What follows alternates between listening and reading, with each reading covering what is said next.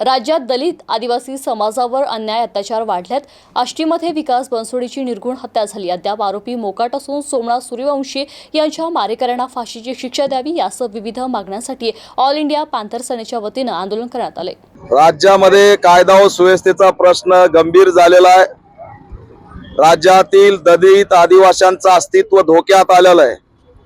एका पाठोपाठ एक दलितांवरती आणि आदिवासींवरती अन्याय अत्याचाराची श्रृंखला या ठिकाणी सुरू आहे आणि गेंड्याची कातडी पांघरून बसलेल्या व्यवस्थेला जाग येत नाही। आष्टीमध्ये विकास बनसोडेचं निर्घृणपणे हत्याकांड झालं। प्रेम प्रकरणातून हत्याकांड झालं म्हणून सांगितलं जातंय। अद्याप त्यातील आरोपी मोकाट आहेत। फास्ट ट्रॅक कोर्ट लागलं पाहिजे, आरोपीला फाशी झाली पाहिजे, पीडित कुटुंबातल्या एका सदस्याला नोकरी दिली पाहिजे। सोमनाथ सूर्यवंशीचा अहवाल सुद्धा दंडाधिकाऱ्याचा आलेला आहे की सोमनाथला पोलिसांनीच मारून टाकलेलं आहे, तरी सुद्धा त्याच्यामध्ये 302 चा गुन्हा दाखल होत नाही। संतोष देशमुखचा हत्याकांड झालं, कृष्णा आंधळे आणखी फरार आहे। लातूर मध्ये माऊली सोट या धनगर समाजाचं हत्याकांड प्रेम प्रकरणातून झालं, त्याचे सुद्धा आरोपी अटक नाहीत। माड्यामध्ये कालच बौद्ध समाजाच्या कांतीलाल मानेचं हत्याकांड झालं, आरोपी फरार आहेत।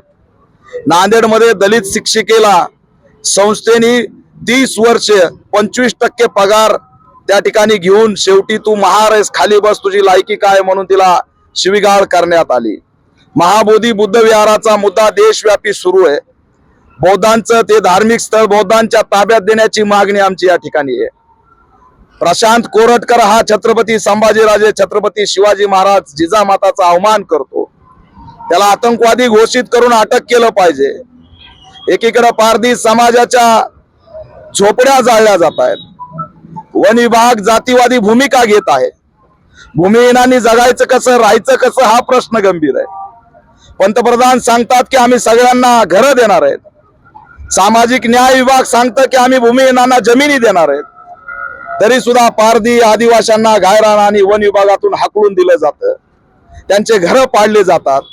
अॅट्रॉसिटी ऍक्टचे गुन्हे दाखल असताना आरोपीला अटक होत नाही।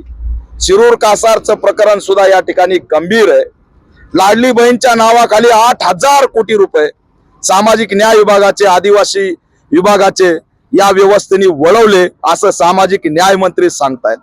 त्याच्यामुळे सामाजिक असेल, शैक्षणिक असेल, आर्थिक असेल, सगळ्या बाजूने आज दलित आणि आदिवासींचं अस्तित्व या व्यवस्थेने धोक्यात आणलेलं आहे। ही व्यवस्था मनुवादी आहे। मी 15 मुद्दे घेऊन आज विभागीय आयुक्त कार्यालयासमोर उभा आहे आणि हे 15 मुद्दे राज्याच्या आणि देशाच्या पटलावरती ज्वलंत आहेत। या मुद्द्यांना डावलण्यासाठी गाडलेले मुर्दे जिवंत करून दंगली करण्याचं काम या ठिकाणी केलं जातं। नागपूरच्या दंगलीमध्ये इरफान अन्सारीचं हत्याकांड झालं। या सगळ्यांना न्याय मिळाला पाहिजे आणि राज्यातला कायदा व सुव्यवस्था या ठिकाणी अबाधित राहायला पाहिजे। दलित भयभीत झालेत, अन्याय अत्याचार संपायला तयार नाही, आदिवासी भयभीत झालेत। हा अन्याय अत्याचार जर राज्य सरकारला संपवता येत नसेल तर दलित आणि आदिवासींना शस्त्र परवाना द्यावा ही सुद्धा मागणी या ठिकाणी घेऊन आलोय। या सगळ्या हत्याकांडातील पीडितांच्या परिवाराला शासकीय नोकरी द्यावी, 50 लाखांची मदत करावी आणि फास्ट ट्रॅक कोर्टाच्या माध्यमातून या ठिकाणी आरोपीला फाशी व्हावी। यासाठी आज आम्ही पीडितांना घेऊन, विकास बनसोडेची आई माझ्या बाजूला आहे, तिच्या लेकराचा हत्याकांड 8 दिवसापूर्वी झालंय। आष्टीमध्ये त्याला 2 दिवस डांबून मारलंय।